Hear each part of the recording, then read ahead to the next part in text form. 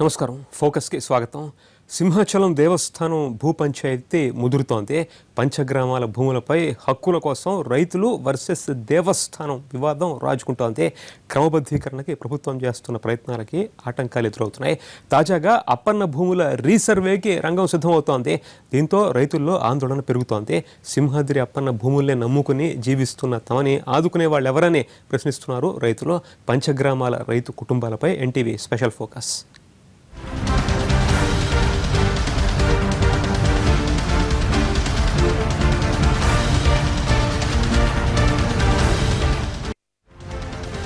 సింహాచలం మహాపుణ్యక్షేత్రం. సింహాద్రి అప్పన్న సకల శుభాలను అందించే చల్లని దేవుడు. సింహగిరిపై కొలువు తీరిన చందనమూర్తి భక్తుల పాలిట కొంగు బంగారం.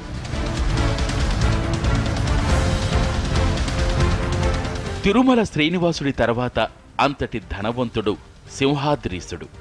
కోట్లాది రూపాయల విలువైన ఆభరణాలు, వేలాది ఎకరాల భూములు వరాహ లక్ష్మీ నరసింహస్వామి సొంతం.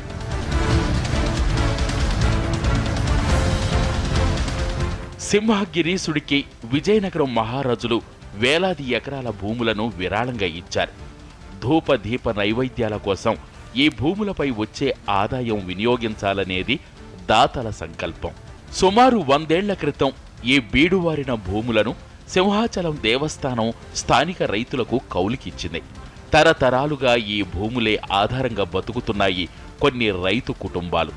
గిల్మెన్ సర్వేలోనూ ఈ భూములను అనుభవిస్తున్న రైతులకే చెందుతాయని తేలింది.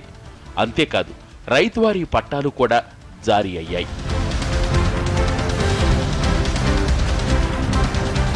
కాలక్రమంలో సింహాచలం దేవస్థానం భూముల్లో బంగారం పండటం మొదలయ్యింది. మామిడి, జీడి మామిడి తోటలతో ఈ భూములు సాగులోకొచ్చాయి. వేలాది కుటుంబాలకు ఈ భూములే జీవనాధారంగా మారాయి. ఉన్నత చదువులు అభ్యసించిన ఉద్యోగాలకు వెళ్లకుండా కలిసొచ్చిన కౌలు భూముల్లోనే వ్యవసాయం చేసుకుంటూ వచ్చాయి ఇక్కడి రైతు కుటుంబాలు.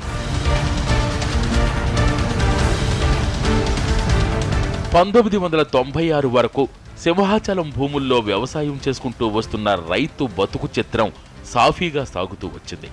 సరిగ్గా ఈ సమయంలో అప్పటి రెవెన్యూ అధికారులు ఓ నిర్ణయం తీసుకున్నారు.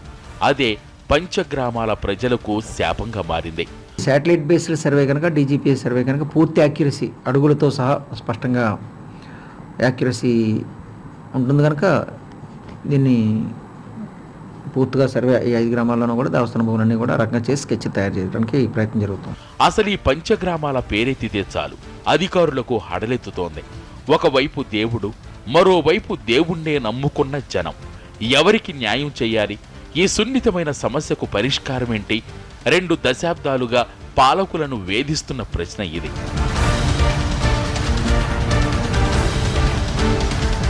సింహాచలం దేవస్థానం చుట్టుపక్కల మొత్తం 32 గ్రామాల్లో అప్పన్నకు చెందిన సుమారు 12,000 ఎకరాల భూములున్నాయి.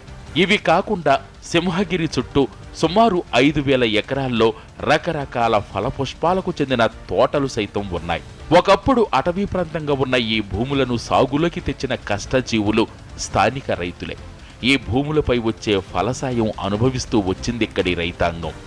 అదే సమయంలో శిస్తు రూపంలో వేలాది రూపాయలను సింహాద్రీసుడి ఖాతాలో జమ చేసేవాళ్లు. సింహాచల దేవస్థానం దేవుడు ఎప్పుడు పుట్టాడో 6 నుంచి కూడా మా రైతులకి ఇక్కడ హక్కు ఉన్నది. అయితే కొండవారు ప్రాంతాలకి 275 నెంబర్ వేరా, ఇక్కడ రైతులు వేరా. మేము ఏంటంటామంటే దానికి డివైడ్ చేసి రైతులకి పంచగ్రామంలో ఉన్న రైతులకి మాది డివైడ్ చేయమంటాను.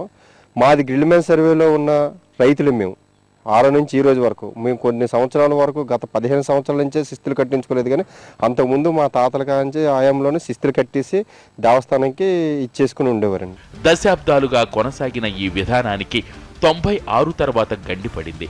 దేవుడి ఆదాయ వనరులు తగ్గిపోవడం, నిర్వహణ ఖర్చులు పెరిగిపోవడంతో దేవాలయ వర్గాలు ప్రత్యామ్నాయ మార్గాలను అన్వేషించడం మొదలయ్యింది.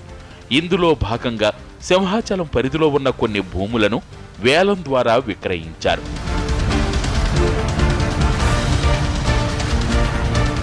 దీంతో పాటు సర్వే నంబర్ 275 పరిధిలో రియల్ ఎస్టేట్ అనుమతులు జారీ అయ్యాయి. ఈ విధానం ఎక్కువ రోజులు కొనసాగితే అసలుకే ఎసరొస్తుందని భావించిన నాటి తెలుగుదేశం ప్రభుత్వం జీవో నెంబర్ 578 జారీ చేసింది. దీని ప్రకారం సింహాచలం దేవస్థానం భూముల క్రయ విక్రయాలపై ఆంక్షలు మొదలయ్యాయి. అయితే ఈ నిర్ణయాన్ని వ్యతిరేకిస్తూ 2 దశాబ్దాలుగా స్థానిక రైతాంగం పోరాటాలు చేస్తోంది. ఇన్నేళ్లుగా ఈ నేలనే నమ్మినందుకు ఇదే నా ప్రతిఫలం, మా భూముల్లో మేం పరాయి వాళ్లుగా బతకటం ఎన్నాళ్ళు, ఇది వీళ్ల ఆవేదన. స్పెషల్ ఫోకస్లో చిన్న బ్రేక్ తీసుకుందాం.